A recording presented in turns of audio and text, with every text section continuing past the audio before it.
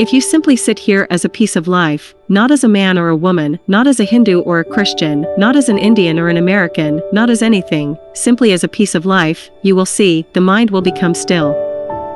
Questioner, how do we keep our thoughts pure? Sadhguru, who told you that a thought can be dirty? A thought is just a thought. It is neither pure nor dirty. It is simply because you get identified with it that it looks like reality. Every thought that you have is happening only from the information that you have already gathered, the influences that you have come under, and the data that you have collected within yourself. No new thought is happening to you. You can mix it and make permutations and combinations out of it, but nothing new ever comes out of you because what you name as my mind is not really your mind. Your mind is just society's garbage bin. Everybody who comes your way throws some nonsense into your head and goes. You do not have a choice about what to receive and what not to receive. Can you say, I don't like this person. I don't want anything from him? Is it possible? If you don't like him, he will throw more into your mind and go. So, what you call as my mind is just an accumulation. When I say garbage bin, I am not saying it is useless. For example, your home can probably do without a television, maybe even without a telephone, but it definitely cannot do without a garbage bin. The quality of your house is very much decided by the garbage bin. But because it is such a useful device in your house, suppose you decided to sleep in it tonight, then it becomes terrible. This is all that has happened to you right now. You are sleeping and living inside the garbage bin, so it seems difficult. If you keep the garbage bin elsewhere, open it and use it when you have to, or shut it when you don't want it, this would be a wonderful instrument. The problem is that you are stuck in it all the time. There is nothing wrong with the content of your mind. You better have all the filth in the world in your mind, otherwise, if you don't know what is what, you may walk into it, by accident or by somebody's intention. But if you know, you will know this is not for me. So, there is nothing wrong with the content of your mind if you do not get identified with it. If you get identified with it, it makes you feel filthy because everything in the world is there in your mind and now it is sticking to you. If you just keep it where it should be, there is really no problem. If you want to ignore the content of your mind, if you are willing, one thing you can do is, just say, I am stupid. If you are stupid, you will not attach any significance to your thought. If you think, I am very smart, you will attach too much importance to your thought. You just have to see, I am quite stupid. It takes a lot of intelligence to see I am stupid. The difference between a stupid person and an intelligent one is that an intelligent person knows he is stupid, but an idiot does not. Look at it in terms of existence and you. If you look at with what organization, capability and certainty a simple ant is conducting its life, you will see that you are quite stupid. Have you seen, even a simple ant, such a tiny thing, is dead sure of what he wants with his life. He knows what to eat, what not to eat, what is nourishing for him, what is not. He does not read that microprint on the back of the package. He just knows what he wants.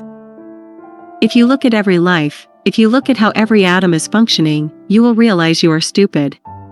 Everything in existence is happening with a phenomenal sense of intelligence. The very soil you walk upon is tremendously intelligent. If you plant a mango seed and a neem seed, the mango produces sweetness, the neem produces bitterness. It is the same soil. Has the land ever become a little confused and made mangoes come out of a neem seed? Everything is spot on. Even inanimate things are dead sure of what they are doing. The only confused fool is a human being. If you know, I am stupid, then you will not attach too much importance to your thought and you will start looking at life. If you start looking at life more, your intelligence will definitely flower. Then, thought is not a process, thought is not a problem, because not much thought will be there. If you don't pay any attention to your thought, it will just die. Don't pay attention to it. But you cannot stop paying attention to it unless you think or see that your thoughts are so petty and quite stupid compared to the rest of the existence. Without a single thought on their mind, an ant, a bird, and a bee all just know what to do. If you become like this, once in a way when you consciously think, it will be crystal clear. It will be like a knife which cuts through everything. Right now, thought is all over the place, so it has no penetration. If you rest it, once in a way when you pull out your sword, it will cut through everything. But if you are doing this with everything that comes your way all the time, your sword will become like a stick. You must keep it sheathed. Then, when you pull it out when you need it, it is a useful weapon. So don't try to have pure thoughts.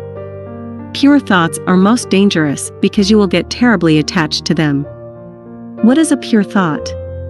Is there such a thing? There is nothing pure or impure about a thought. Whatever the content of your mind, it just throws itself out.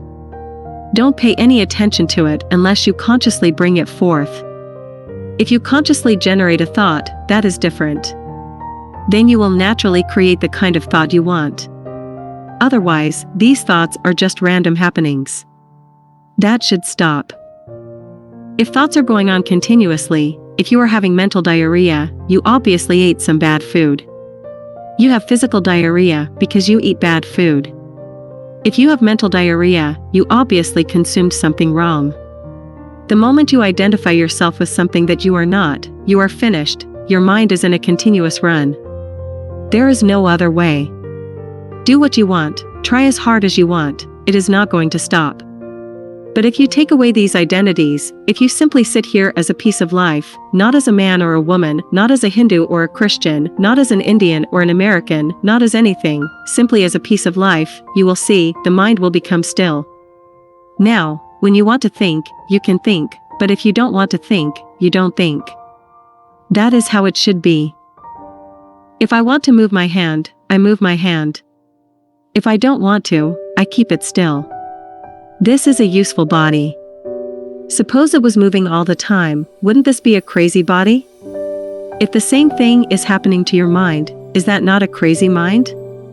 Your only comfort is that others cannot see it. If your body did it, everybody could see it.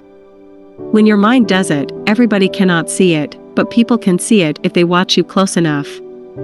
If someone is a little aware, they can very clearly see it.